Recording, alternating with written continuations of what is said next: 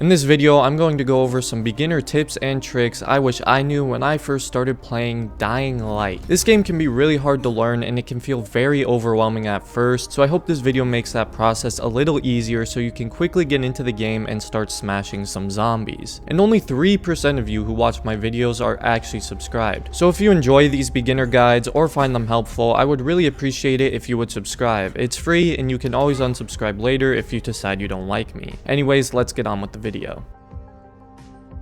The first tip I have for you guys is to utilize parkour as much as possible. This seems like a really dumb and basic tip, but it is extremely important. When you're playing Dying Light, especially at the start, you want to avoid traversing on the ground. This is where all the zombies are, and if you just run through the streets, you're likely going to get trapped by a horde of zombies and die. So utilize the game's incredible parkour and stick to the rooftops and buildings. The way the map is designed should make this very easy. With doing all this parkour, you're also going to be leveling up and gaining XP for your agility level, which is very important and crucial for becoming better and having the good skills in the game. My next tip is to play at night. Now I know what you must be thinking. Isn't night the most dangerous and worst time to be outside? Yes, it is, but it also grants you double XP for agility and power at night, so this is by far the best time to go out and farm XP. Do some parkour and fight some zombies. However, keep your eyes peeled on the map for volatiles. They have their own marker and indicator, so you should be able to spot them quite easily and avoid them, because if you get caught in the open by one of these things, you're pretty much as good as dead, especially in the beginning. My next tip is to get the grappling hook as soon as you possibly can. Once you unlock the grappling hook, the game becomes so much easier and traversing the map is a lot quicker and safer. It's also great for avoiding zombies and getting out of sticky situations, so the grappling hook is definitely something you want to get as fast as you possibly can. Another really good tip is to head to the quartermaster often,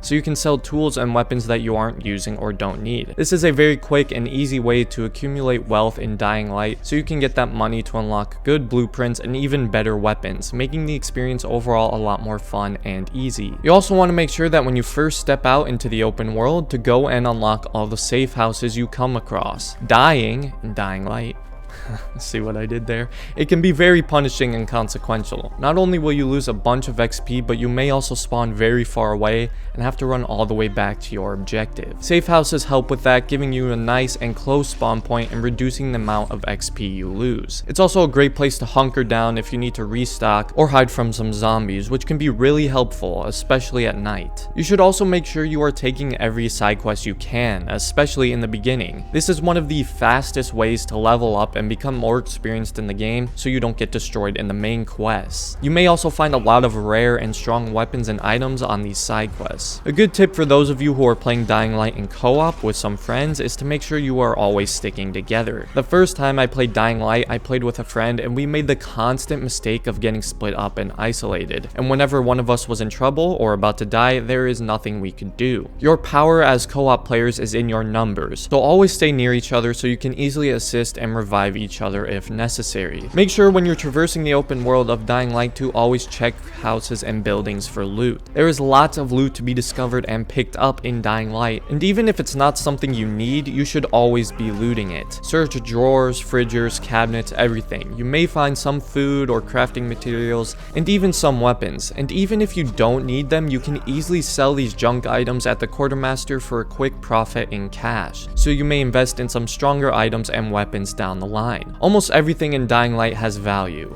Remember that. Another good tip for when you're traversing the open world is to keep your eyes peeled for airdrops. Airdrops are dropped randomly throughout the world during the day, and you can identify them by the blue marker on the map or the very visible and eye-catching red smoke in the sky. These airdrops usually have some really nice and valuable items. However, always be prepared to run into some other humans also trying to loot the airdrop. You should also always have a good supply of meds. If you're running around without meds and doing the main quest without meds, then you are going to really struggle in this game. There's so many ways you can be injured or killed in Dying Light, so it is very important to check if you have a sufficient supply of meds before you leave the safe house or tower. Meds can be made with alcohol and gauze, which you can either find or sometimes purchase from the quartermaster. You can also find meds in the ambulance scattered across the streets of the open world or on the multiple bridges located in the game. This may seem like a weird one, but I know this was a struggle for me, and it's to not attack every zombie in sight. I get it, it's a zombie zombie game, you want to kill lots of zombies, but when you're attacking every zombie you see,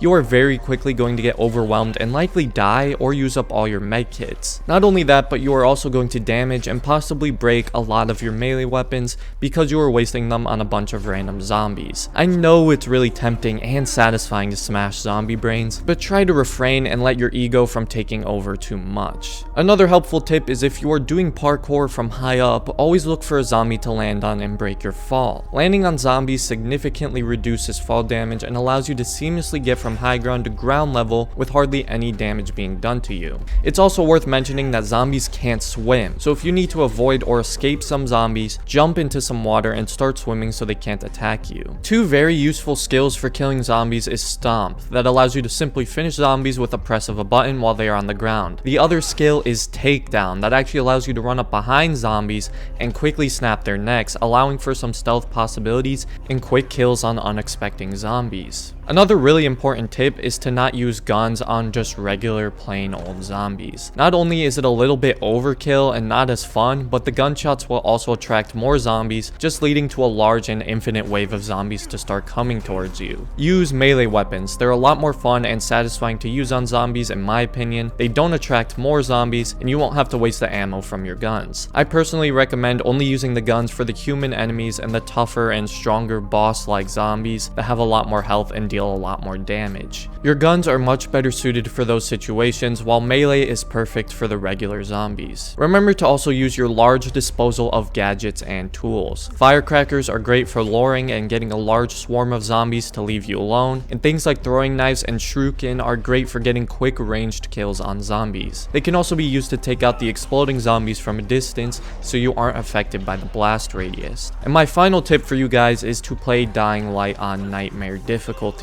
Trust me, the experience is a lot more challenging and scary on Nightmare, and it will make the overall experience just feel a lot more fun and realistic. Well, it did for me at least. Anyways, that wraps up this beginner's guide. I hope you new players were able to take away quite a few good tips and methods when playing Dying Light, and maybe you experienced players learned a thing or two as well. Again, if you found this video enjoyable or helpful in any way, you can thank me by leaving a like on the video and subscribing to the channel. Other than that, have a great rest of your day, Assassins.